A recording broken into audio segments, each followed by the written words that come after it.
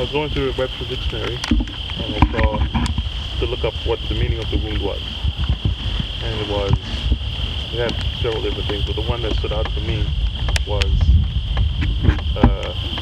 mental, emotional hurt or blow, which is what I felt like when I was growing up, or the wounds that were inflicted upon me when I was growing up. I grew up in a small town in Trinidad, named Siparia, and my father was an alcoholic, and my mother was schizophrenic.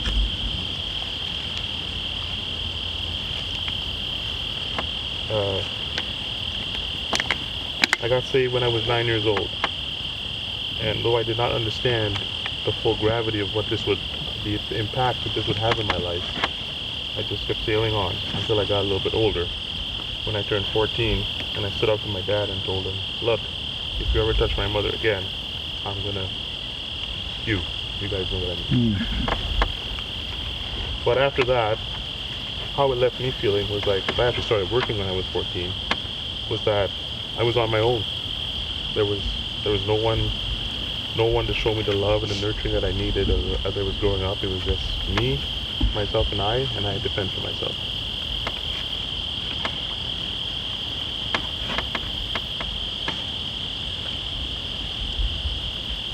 I remember looking back, one of the things that stood out for me was I'd have to sit in a bar in my school uniform, because we were in uniforms back there, because it was Catholic schools and stuff. And I'd have to sit in the bar in my uniform and kind of wait for my dad to get done drinking to come home to get our groceries. Those days were really rough, because I'm walking home with this guy who I loved and I respected a lot. And he's driving all over the place, taking me home.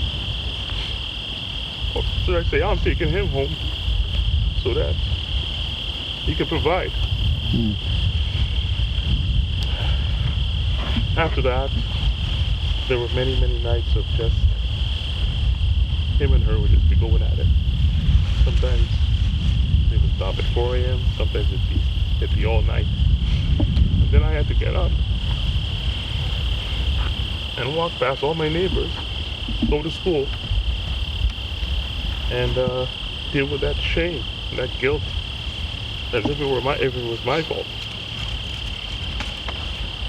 That's how I got so good at making the fires, by the way.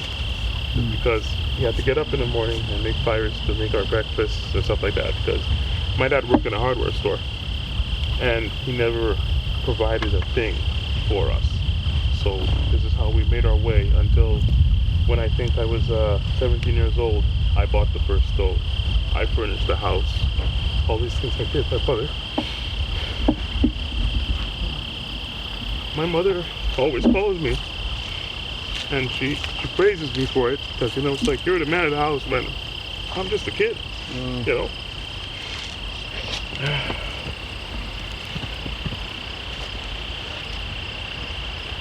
All this time being saved, always trusting and believing in God to take me through, because at the end of the day, He was the one that got me through those tough days.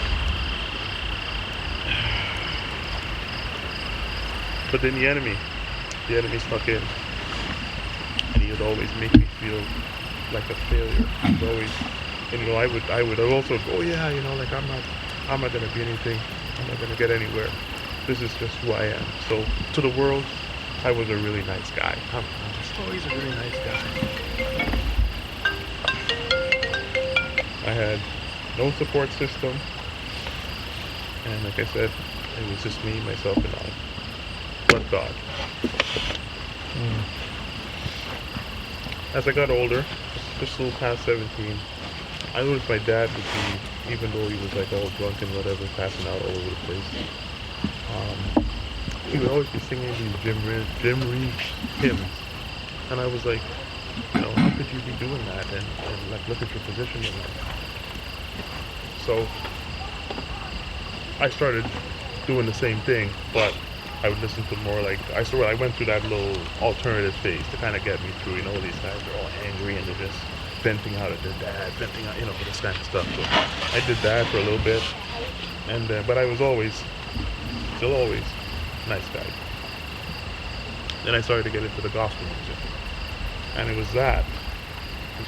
It was the words of praise, the words of worship that the Lord started to minister to me, and be like a guide to take me through some of the toughest situations that I had to endure in my life, like losing girlfriends. There was no guy, there was no male figure there to say, hey, look, this is what you gotta do, like this, that, the other. There's nothing. I had a couple friends, but they were broken themselves. So it's like the blind can't lead the blind. Mm-hmm.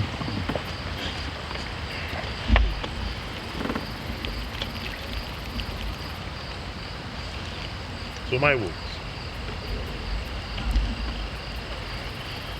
fatherlessness, shame, guilt, neglect, and lack of guidance.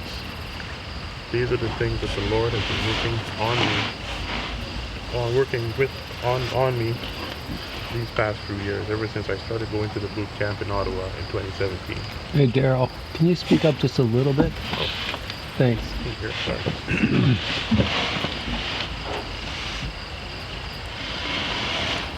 So I thought to myself, well, instead of me being the one to, like, you know, Lord, like, I'm gonna do this and just you're gonna bless me, I'll let you lead me.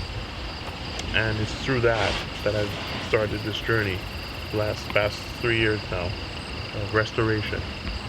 And I have to honestly believe there is hope. That's good.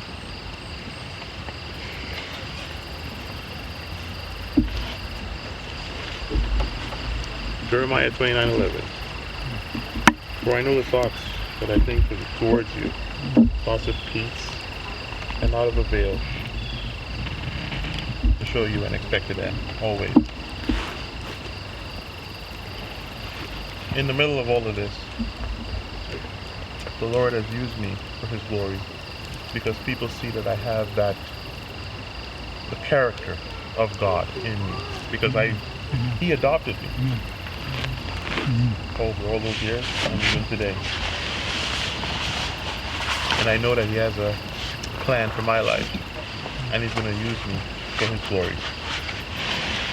And I'm not going to let these wounds be my identity, because my identity is in Him. Amen.